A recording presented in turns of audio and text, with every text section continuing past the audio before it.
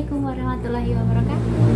Sugeng enjing para siswa, sugeng enjing ugi para pamirsa sedaya. Injih pinanggih malih kalian kula Bu Kuntina Waruci, guru pengampu bahasa daerah wonten ing SMK Negeri 1 Basian. Nah, wonten ing kalodhangan menika, Ibu badhe ngandharaken babagan materi geguritan saha cariyos pengalaman pribadi.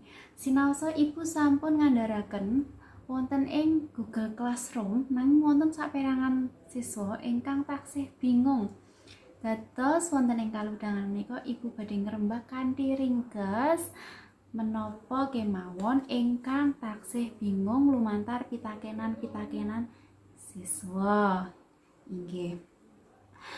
Ingkang wiwitan menika geguritan, nggih sumangga dipun simak. Samangke Ibu badhe ngandharaken ginakaken basa ingkang campur wonten basa Jawi krama alus, wonten ngoko alus lajeng ugi basa Indonesia. Kanthi pangangkah samangke para siswa saged paham anggenipun mirengaken utawi memahami andharan saking kula. Inggih. Babagan pangertosan geguritan, Ibu sampun nate ngandharaken bilih geguritan itu dibentuk dari kata dasar gurit nggih. Boten gugurit utawi sanes guritan, sanes gurita. Dados tembung lingganipun gurit. Nah, gurit menika tegesipun tembang kidung, tulisan, ampun kesupen. Jinisipun geguritan menika kaperang dados kalih, wonten kalih warni. Geguritan gagrag enggal, geguritan gagrag lawas.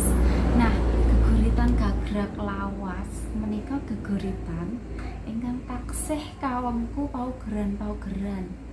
Nggih menika guru gotra, guru lagu, guru wilangan. Nah, guru gotra menika babagan lare. Dadi ana ing geguritan gagrag lawas kuwi cacahe lare baris. Baris menika paling sakedhik sekawan lare. Lajeng guru wilanganipun suku katanipun wonten ing geguritan gagrag lawas menika larik setunggal lan larik sanesipun menika sami. Lajeng guru lagunipun tibaning swara ugi saben larikipun ing pungkasan wanda utawi suku kata terakhir di setiap barisnya itu sami. Lajeng jinising geguritan ingkang kaping kalih inggih menika geguritan gagrag enggal. Nah, ing geguritan gagrag enggal menika boten kawengku paugeran, boten wonten aturan-aturanipun. Menawi gagrag lawas menika aturanipun wonten, yen gagrag enggal boten wonten, ora ana aturane. Tegese ya bebas, panjenengan arep gawe pirang baris monggo, arep gawe sak larik kuwi suku katane beda-beda monggo saben larik nyon pangapunten. Dadi saben larik suku katane beda-beda monggo. Arep akhirane vokal A, vokal I, vokal U ora padha mboten dados menapa nggih. Dados bedanipun menika nek sing lawas ana aturane, nek sing anyar mboten kawengku paugeran, ya paugeran guru lagu, guru wilangan, guru gotra. Menika babagan jinisipun geguritan. Sampun paham nggih bab jinis geguritan. Nah, salajengipun wonten pitakenan babagan struktur geguritan menika wonten napa mawon to, Bu? Nah, struktur geguritan menika wonten kalih. Inggih struktur fisik kalian struktur batin. Struktur fisik ki ya fising ana ing geguritan menika tekipun. Ning geguritan kuwi struktur fisikipun apa mawon? Setunggal wonten diksi. Diksi menika pamilihing tembung, pemilihan kata.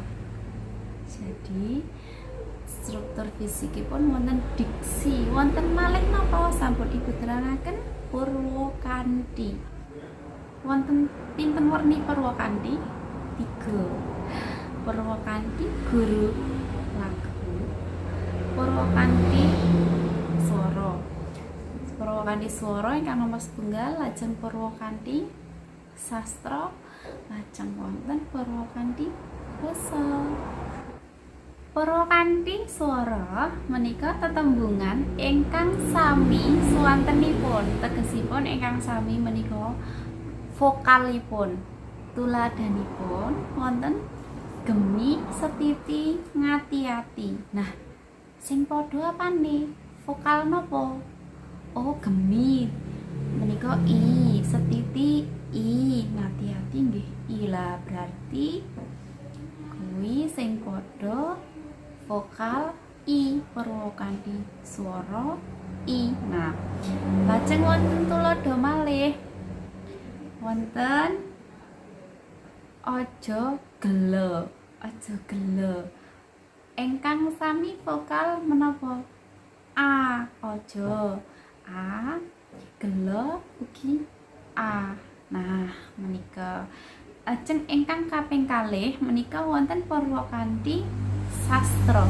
Purwakanthi sastra menika tetembungan ingkang sami konsonanipun. Nek swara kuwi vokal a, i, u, e, o.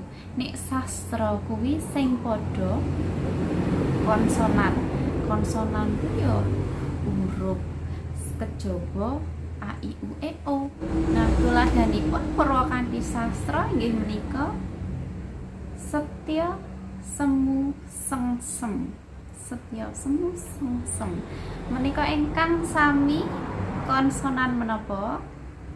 Oh, konsonan S. Nah, menika tegesipun sing dibolan baleni kuwi S, sing padha S, huruf S. Nah, tegesipun menika kalebet Purwakanthi swara S. Nah, lajeng wonten malih tuladha kepangku kapang. Nah, menika ingkang sami konsonan menapa? Oh, konsonan K.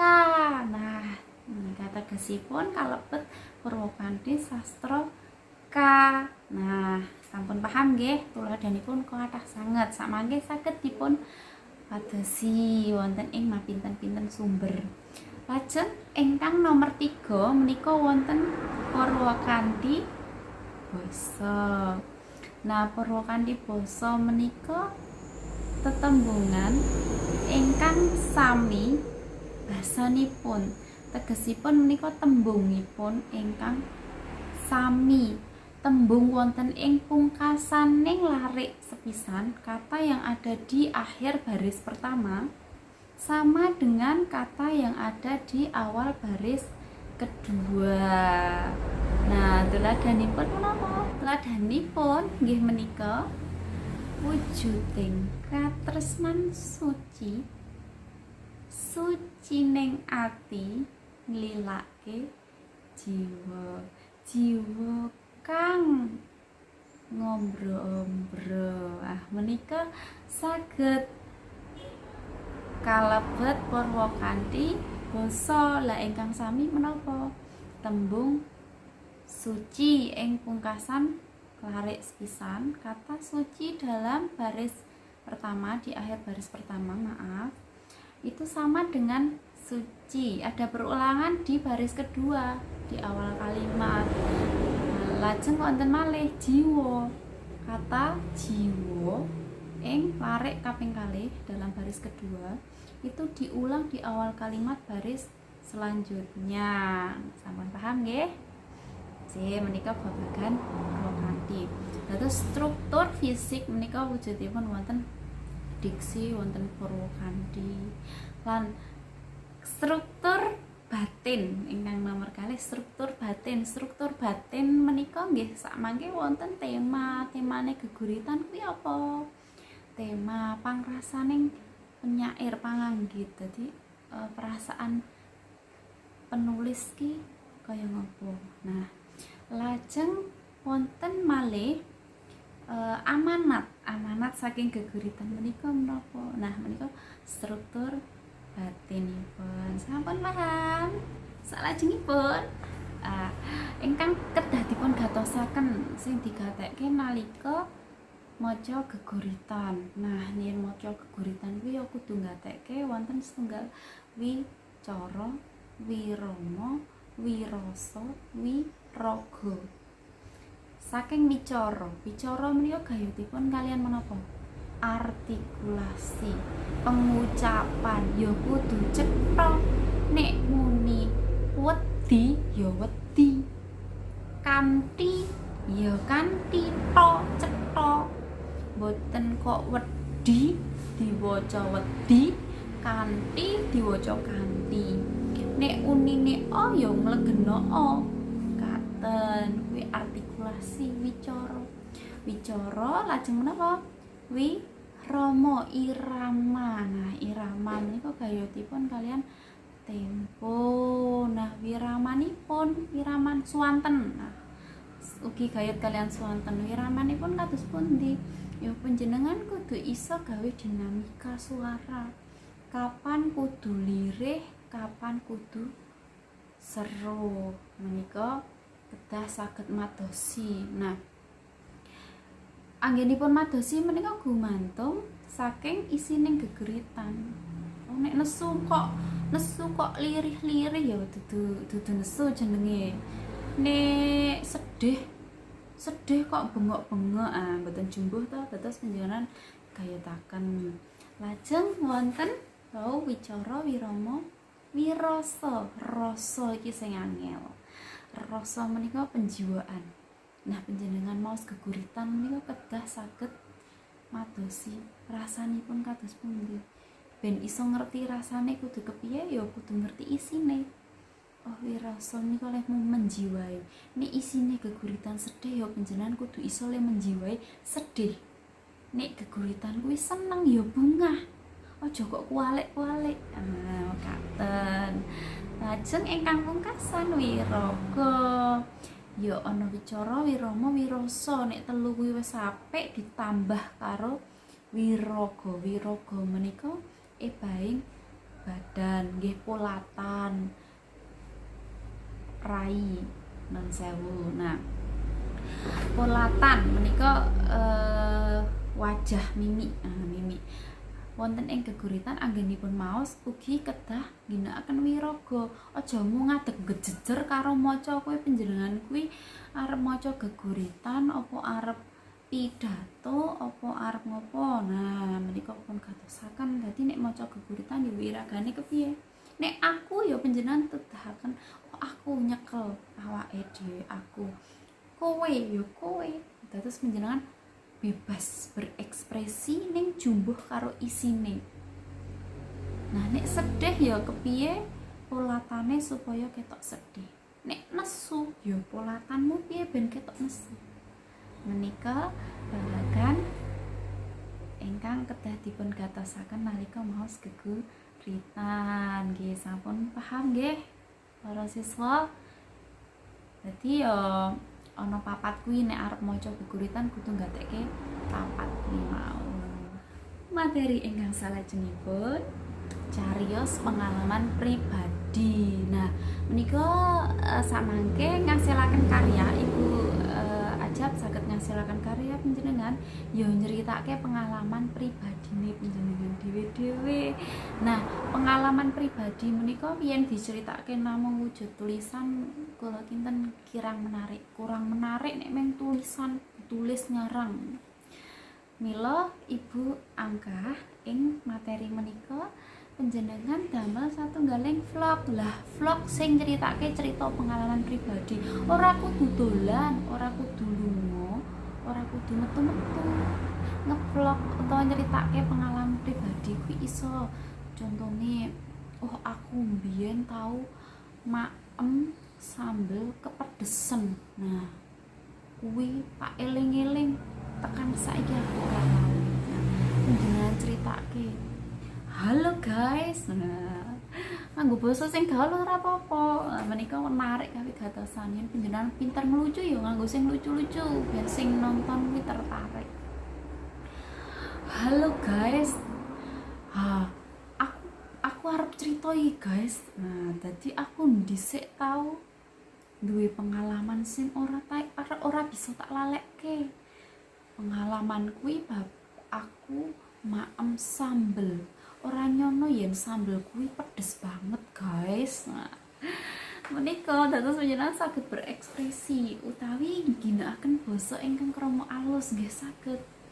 Sugeng enjing para pamirsa, kula badhe cariyos babagan pengalaman pribadi kula nalika kula piknik wonten ing gunung. Kula menika salah kostum. Nah, salah kostum kula mboten ngertos menawi piknik dhateng gunung. Dados anggenipun ginakaken napa sandal menika sandal ingkang wonten hakipun. Nah, dilalah wonten ing mergi menika lak lunyung. Dados kula kepleset. Ing mriko kula dawah dilalah wonten banyu toya ngembeng. Nah, nggih sampun teles sedaya. Lajeng boten siyos piknik malah angsalipun isin. Nah, menika pengalaman kula ingkang boten saged kula supekaken. Nggih, menika ginakaken basa krama alus. Ginakaken ngoko nggih sae. Ginakaken krama alus langkung sae malih. Sampun wonten gambaran. Dadi ngevlog nyeritakake pengalaman pribadi kuwi ora kudu lunga dolan akeh covid karo guru basa Jawa kan ngevlog. Aku kudu lunga iki dolan ning kono biar wisata iki mboten. Ngevlog cerita kuwi ora kudu lunga ning ndi plesir mboten. Cerita pengalaman ku ya pengalamanmu sing ora bisa kok lalekke apa. Tuladane pas mlebu ning SMKI aku entuk kenalan. Apa pas ning SMP piknik aku dhisik duwe pengalaman sing ora iso dilalekke. Nah, monggo menika bebas panjenengan damel sak api-apike. Dadi sing ngrungokke iki ora bosen. Mosok cerita pengalaman aku ini Bali saka plesir karo wong tuaku. Plesir ning Gunung Purba, Gunung Api Purba, Gunung Kidul. Lah kuwi jenenge ora cerita ning panjenengan kuwi maca. Nah, dados monggo ampun monoton lah nek panjenengan critake pengalaman pribadi kok monoton datar ngono ki sing arep ngrungokke ngantuk tekluk. Dados panjenengan damel sing menarik. Sampun paham nggih? Monggo menawi wonten pitakenan panjenengan saged pitaken lumantar WhatsApp, ugi saged ing kolom komentar, ugi saged wonten ing Google Classroom. Nah, menika namung kangge pengantar panjenengan andharan ingkang panjenengan taksih bingung. Dados nek mung wujud sakjane ya wis diterangke ning wujude materi tertulis ning kadang kala sok panjenengan ki ana sing memeng maca, ya ana sing memeng nerjemahke, ngartekke iki artine apa, golek ning kamus. Terus ya lumantar video menika Ibu angkah panjenengan saged paham. Sampun cekap nggih saking Ibu, semoga dipun pahami malih ingkang taksih bingung saged pitaken.